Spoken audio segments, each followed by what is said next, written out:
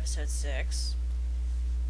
As I'm sure all who heard episode 5, if I wasn't in a happy place for Carlisle and Edward, I don't know what I'd call the place I was in for Esme and Rose and Emmett. But, let's hope I don't go there again. And personally, I don't think I will, because, this is Alice and Jasper. I might with Alice, but Jasper doesn't so much make me angry, and I'm not talking like I've read it. This is from experience in canon, the books I've read. Jasper doesn't make me angry. Jasper just flat out scares me. So, let's go. Sorry if I'm a little lackluster. I just recovered from a bit of a migraine. And, while my migraines don't typically have pain, I did have a little bit with this one, and I did go blind. But I go blind for every migraine. So, let's not waste any time. Let's jump straight into Mary Alice Brandon Cullen. Let it be known now that I hate Alice. And looking at this picture of her doesn't make me like her anymore. It's like Meyer was trying to go for something like Joan Jett and failed. Look at her, she looks...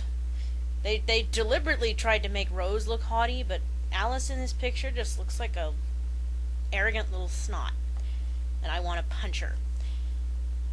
Okay, name, Mary Alice Brandon Cullen, preferred name, Alice. And that's the problem. We have a problem. I've discussed this in the recaps before, but I figure I may as well do it here. Why does she prefer the name Alice? I don't get it. Did she, it doesn't make any sense. Why would she go by her middle name? Why wouldn't she go by her first name? Did she have a name tag or something? And if she did, why did only the name Alice survive? That's never explained. Why she chose Alice. How would she just randomly remember that name? I thought she didn't remember anything about her past. It doesn't make any sense. She was born in 1901. She was changed at age 19 by an unnamed vampire who worked in a mental institution. He was actually working there. I wasn't aware of that. She's from Biloxi. She has black hair. She had dark brown eyes as a human. She's 4'10". She's tiny and graceful, and she can go right to hell. Sorry, I hate Alice. You guys know. Very short because her head was shaved in the mental hospital. Her hair was in the process of growing out when she transformed. Special ability, she can see into the future, although what she sees is based on decisions being made. Thus, she must wait for a decision to be firmly rooted in the mind or acted upon before she can see the end result. Her talent is limited to humans and vampires because she has been both. She cannot see the futures of werewolves or hybrid vampires. How does that even work? She can see their futures because she was them? The future's the future. This doesn't make any sense. Do I need to haul out the "this makes no sense" clips again? Because, I've got quite a few. She has degrees in fashion design and international business. I hate Alice. Hobbies, she plays the stock market. Yes, she cheats a lot of people out of money.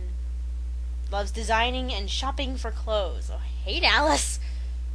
Oh, you have to mention her stupid Porsche, the one that Edward bought her to bribe her to kidnap and hold Bella hostage. Let's remind everyone about that. Alrighty. Personal history time. Mary Alice Brandon, or Alice as she was commonly known. So she was called Alice all her life, even though she was named Mary This doesn't make any sense.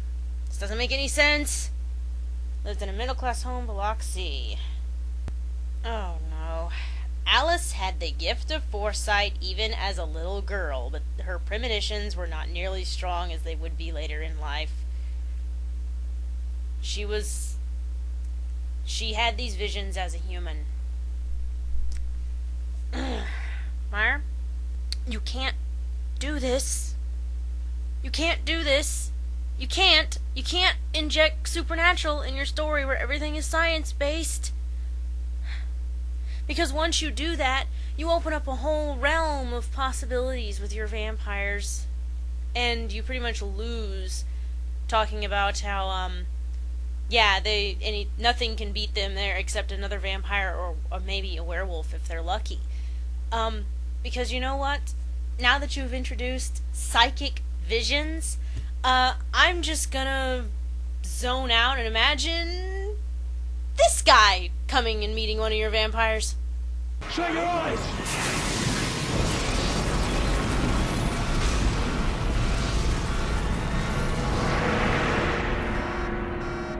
Hey, it's canon. You said it right there. Magic. As Alice grew older, she became more hesitant to share her predictions. She hated looking ridiculous when her premonitions turned out to be wrong. Weather was the easiest for her to predict correctly because it didn't involve people and their tendencies to change their minds. You just said that her visions are decision-based. That should mean that if weather doesn't involve decisions, therefore she shouldn't be able to even see it if her predictions are decision-based. Is there anyone on this planet who actually likes Alice's powers and thinks they work logically? Is there anyone on this planet who honestly believes they are nothing but Meyer pulling it right out of her posterior? Is there anyone who believes that Alice should not be renamed the Deus Ex Machina?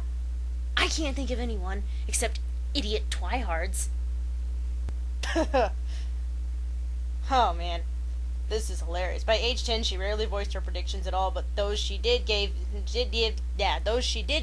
came true and often enough that people started to talk. That uncanny child of the Brandons was seldom asked to other children's birthday parties.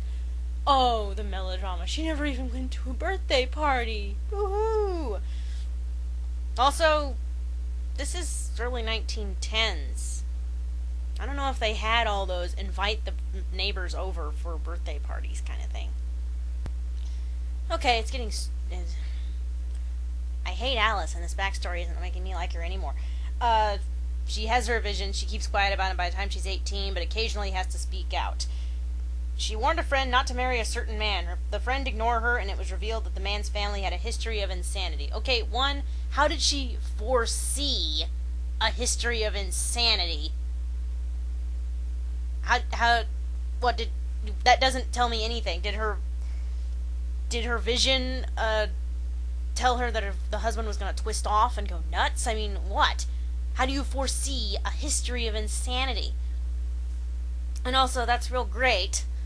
You know, the man's family has a history of insanity, so that obviously means, that, well, he shouldn't marry, he should just die immediately. He doesn't deserve a happy life or anything. When you just say history of insanity, what, does that mean they have a history of schizophrenia? Do they have a history of any other kind of mental disorder? Is it a history of violence? I mean, what is it? Insanity. Ugh. What next? His name wouldn't be, happen to be Galbatorix, would it? And then rather than blame herself or her husband, the friend whispered to others that Alice had put a curse on her. Wait, it gets better. Alice asks a friend not to go west and seek his fortune. He dies on the road, and the parents, Alice's aunt and uncle, blamed her for jinxing his trip. People started to use the word witch and changeling when talking about her. In 1919, Meyer, this is not the 1600s anymore.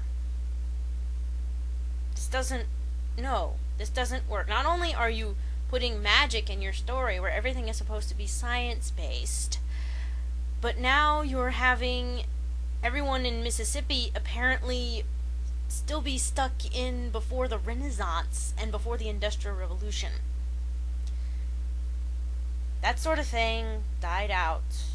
Belief in that and the occult and all that stuff, that died out a long time ago. People would think it was weird, but they wouldn't immediately start talking about how she's a witch. They would not be doing that.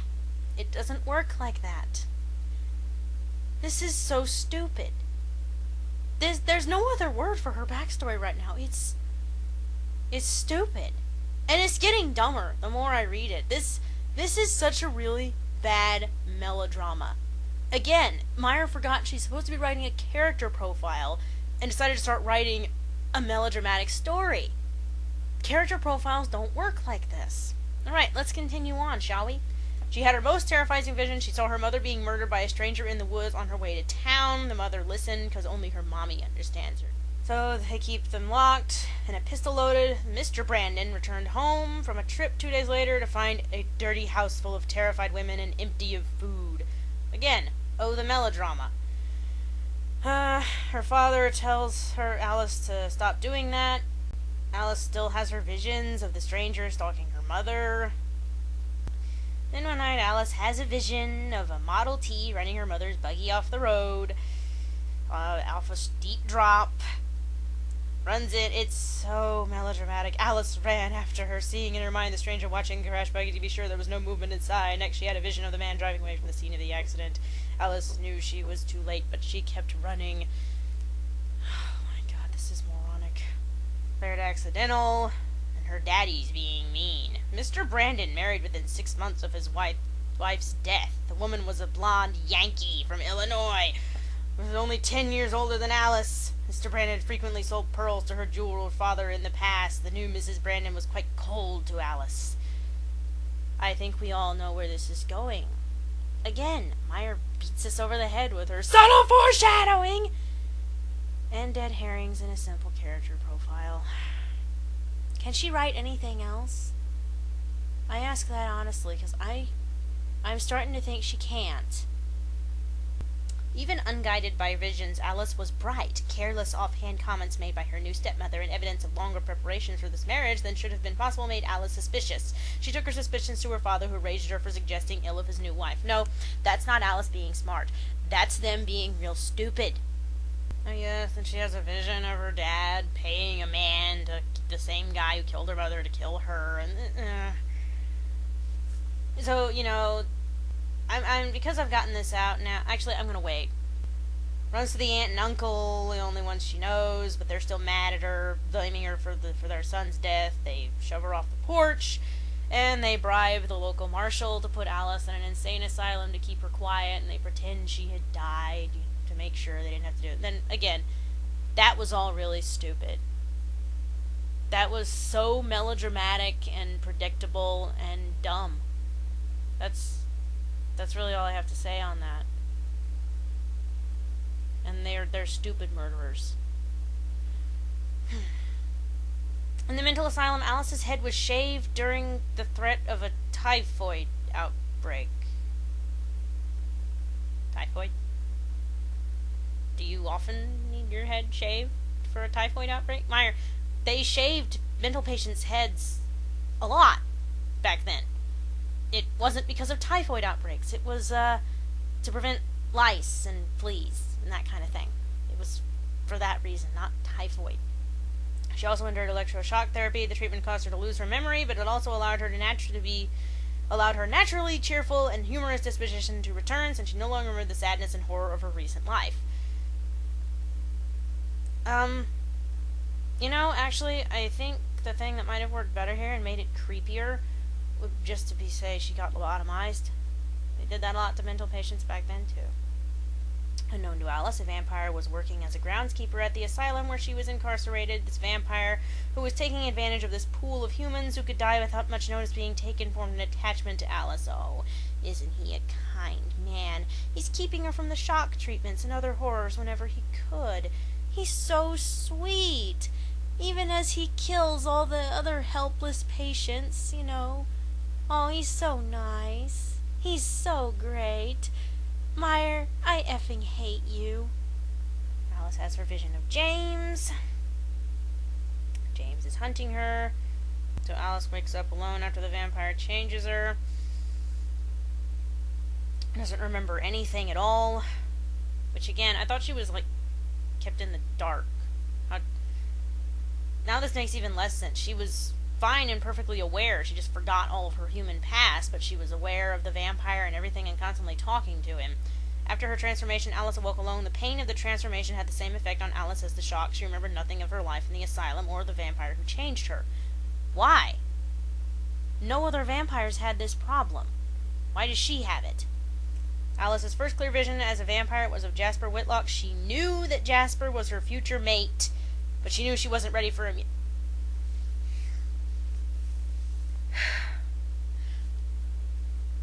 How the frig does she know that? She has her first clear vision as a vampire is of Jasper and immediately says, oh, that must be my mate. And we're destined. I have nothing to say about that, actually. Nothing. Because that speaks for itself. For all Meyer's bleating about free will and choice and all that, it's quite obvious she doesn't believe in it right there. She just sees a vision of Jasper, decides he's going to be her future mate, doesn't have to meet him or anything. Nope, just gonna. And also, he doesn't have a choice in it either, because Alice foresaw it, therefore it shall be so. That's it. And instead of going to look for him, she waited for him to find her. He's not looking for you. He's not looking for you. He doesn't know who you are. And then, she did it again. She did it again. In the meantime, she practiced with sporadic success, living a vegetarian lifestyle, knowing that in time she and Jasper would end up with the Cullen family. Okay. You know, I'm not going to rant about the casual throwing out there, oh yeah, she was moderate success, you know, she sometimes slipped up. I'm not going to go into that. The main thing I'm going to go into is that right there really makes Alice creepy and would actually kind of work for my lobotomized thing I said. She should have been lobotomized, not electroshock. You guys know I hate Alice. I mean, I hate her with a fiery, intense, seething, burning passion that exceeds even my hatred of Edward Cullen, I think. I really hate Alice, and I think it mostly goes into that I know a bunch of Twihards love Edward Cullen and think he's just the most perfectest gentlemanist ever did gentleman.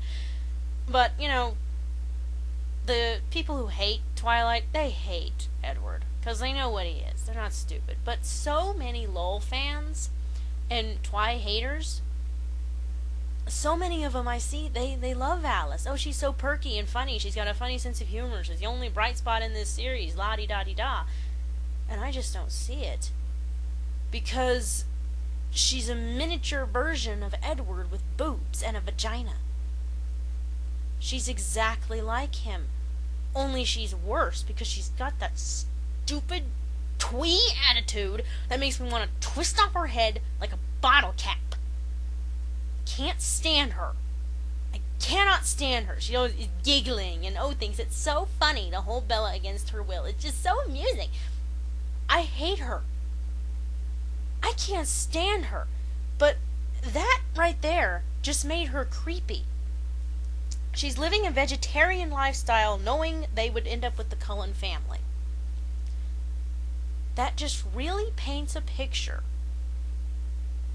of a completely empty, soulless, emotionless being that does things only because other people are doing them but doesn't understand or even care for the why. Which, you know, that paints an even better picture of her always acting like Edward. Because think about it. She's doing a vegetarian lifestyle. Why? Because they're going to live with the Cullens, and the Cullens do it. She's not doing it because it's wrong to kill people. No. She doesn't care. It's just they do it. She just doesn't have a moral compass. She has nothing. She just does either what people tell her to do or what she thinks everybody else is doing, which also makes her whole fashion thing creepy. This is what people are wearing, so we should wear it. That's it. The car thing, everything about her.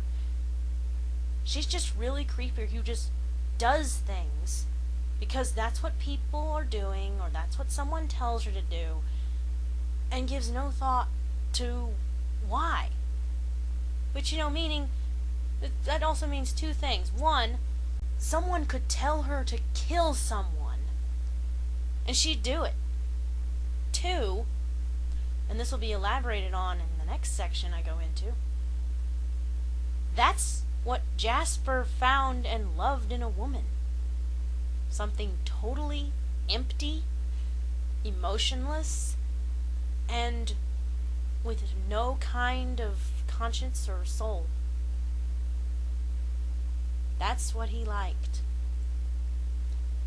Okay, let's move on. 1948, she knew they were destined to meet in Philadelphia. Though her greeting was characteristically cryptic, Jasper's ability to feel the emotions of those around him allowed him to appreciate the magnitude of the occasion.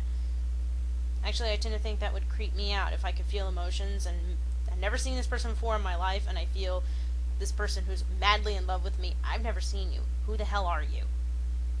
To please Alice, Jasper began practicing a vegetarian lifestyle as well. Jasper, you just hold your water. I'll be with you in a moment. By 1950, when they joined the Cullens, Alice was able to control her thirst as well as the rest of the family did.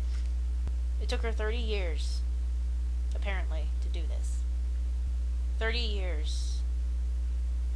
The Cullens' death toll has to be in the thousands at this point. These are our heroes. They've murdered thousands of people. Thousands! Somebody's killed 100,000 people. We're almost going, well done, well done. You killed 100,000 people? You must get up very early in the morning. Holy Christ! This is horrifying. Okay, now she's done. And I'm gonna discuss what I wanted to, but didn't get around to. I'm going to push aside the horror of realizing that the Cullen death toll, when you include Jasper and everyone else, probably numbers in the thousands. Because Edward alone killed hundreds of people over 3 years. Alice was killing people for 30. Jasper was killing people for almost 80. So, yeah. And then there's the Emmett thing, which we won't get into. There's the Esme thing. They've probably killed thousands of people. Let's emphasize that. Thousands of people. Thousands of people. And Meyer just brushes it off as if it's nothing. Okay, had a brain lock there. Let's talk about what I wanted. Okay, focus, Mervin. Focus, focus, focus. I need to focus. I need to move on. I need to find something to wipe my mind of that. I need this.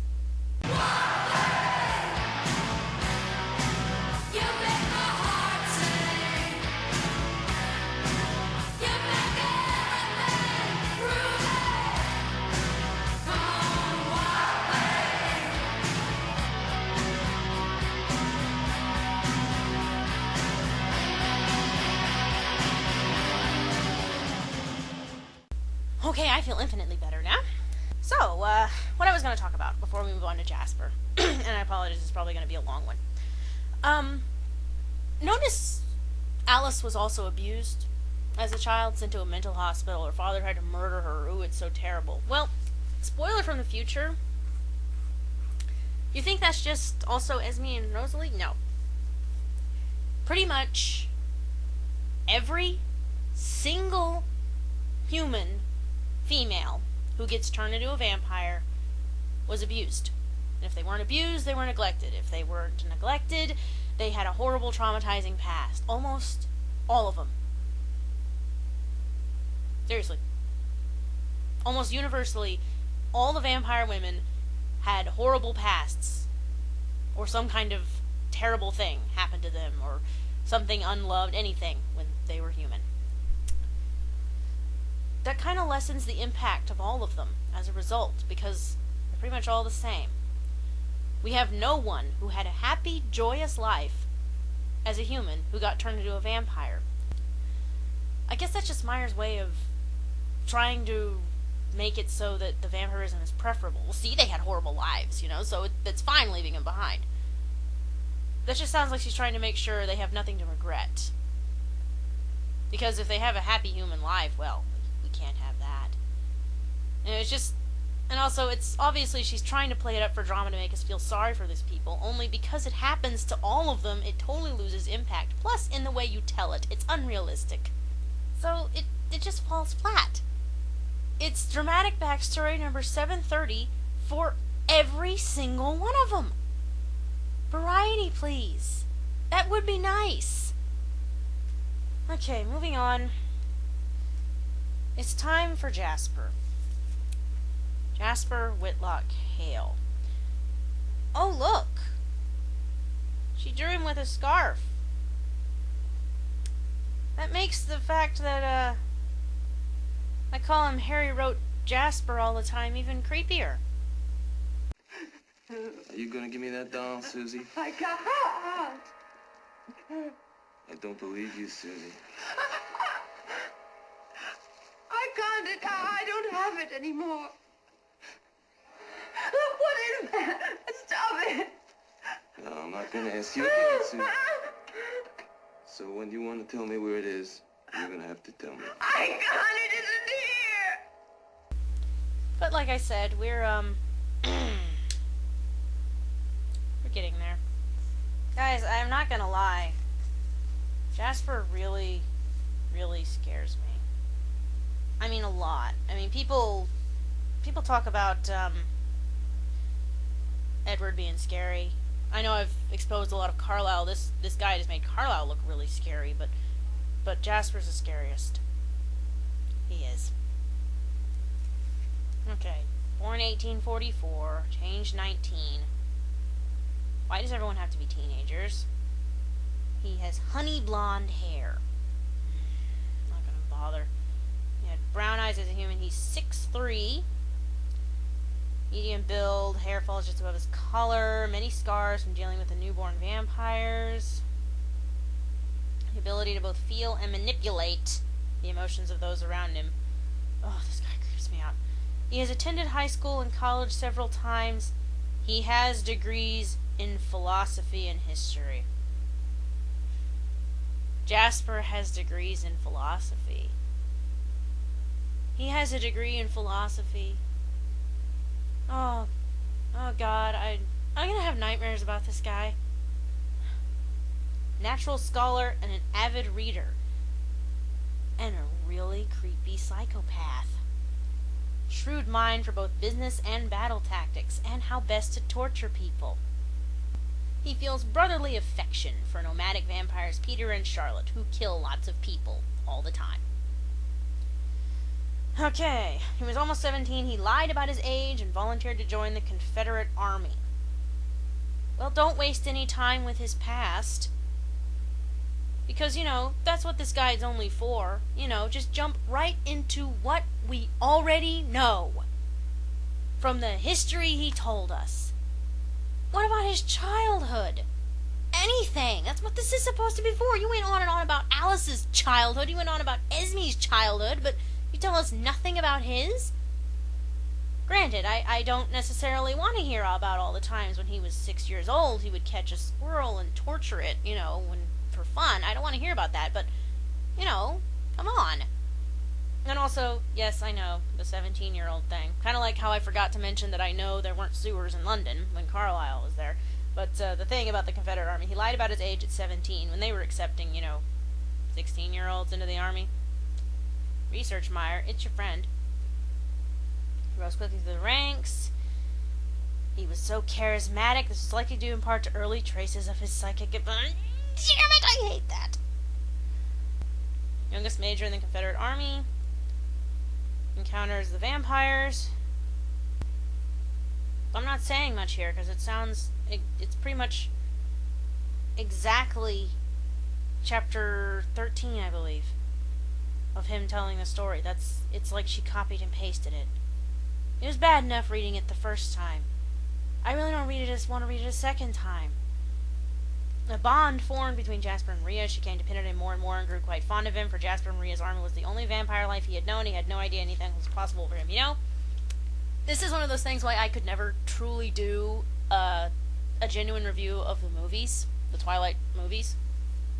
Because when I watch those movies, all I see is what they improved. Because I've read the books, and I've done more than read the books. I've picked them apart, word by word.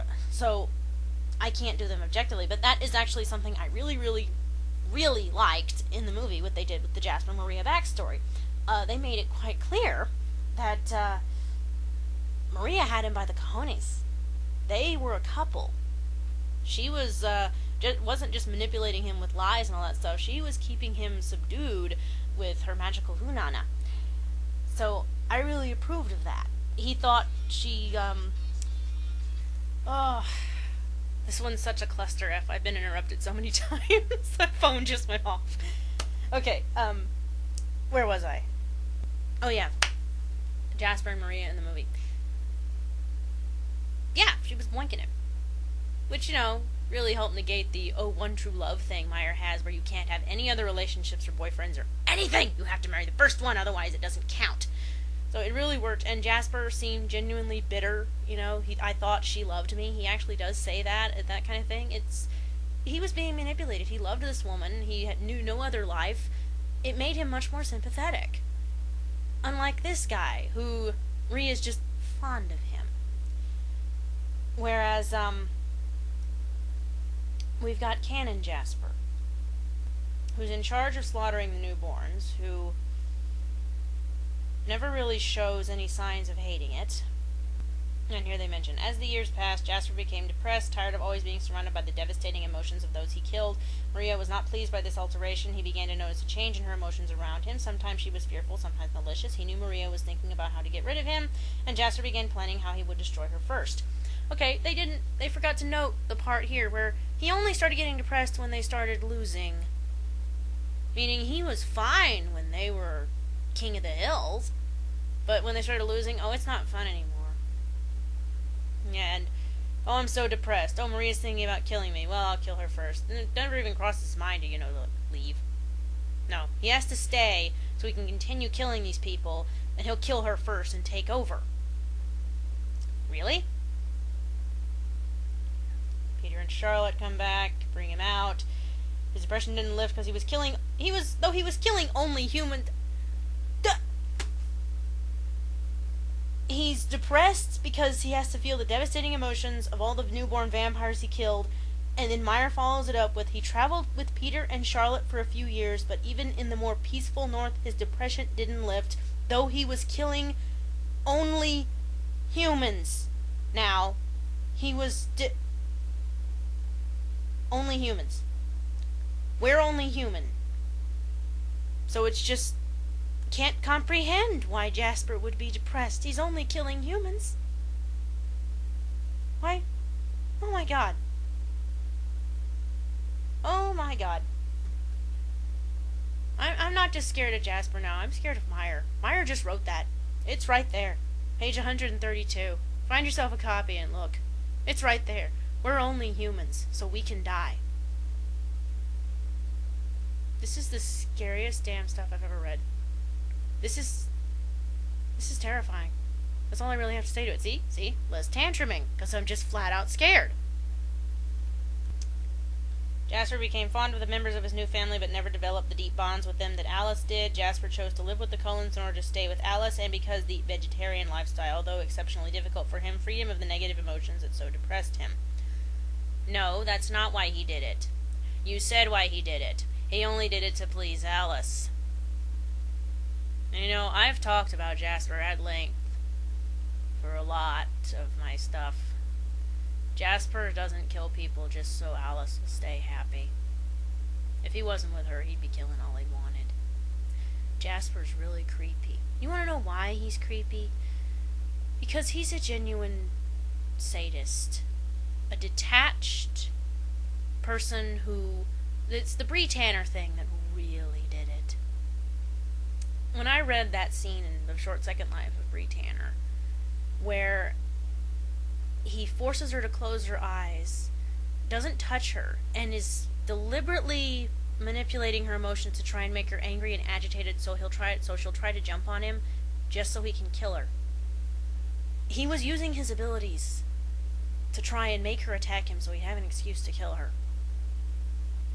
And then he made her keep her eyes closed, but was constantly touching her, put her right next to the bonfire where the burning remains of what he may have thought were her friends were, so the smoke would waft over her. And then they stuck the tastiest human on the planet under her nose and told her, don't move or we'll kill you. They didn't bother restraining her. They didn't do anything. They just told her, don't move or we'll kill you. Don't move or we'll kill you. Just constantly. And that was all Jasper. Jasper's scary. And nothing will really change that. Jasper is the scariest Cullen on the face of the earth. Okay, I've rambled enough. This one was kind of a mess. Because like I said, I kept getting interrupted. This one's going to hopefully not be that hard to cobble back together. Considering the new revelations we have about Alice and about Jasper, who has proven himself time and time again to be the scariest Cullen Meyer's ever written, and then it turns out his blushing bride is this empty shell that does things but doesn't know why and doesn't care. Yeah, Edward and Bella, they constantly talk about how they're the match made in hell. No, that's just a sadist and a masochist getting together and indulging themselves. Jasper and Alice are the match made in hell. They are the scary couple. Alright, that's it for episode 5. 6. Episode 6. Episode 7 will be our last 2. Bella Swan and Renesmee.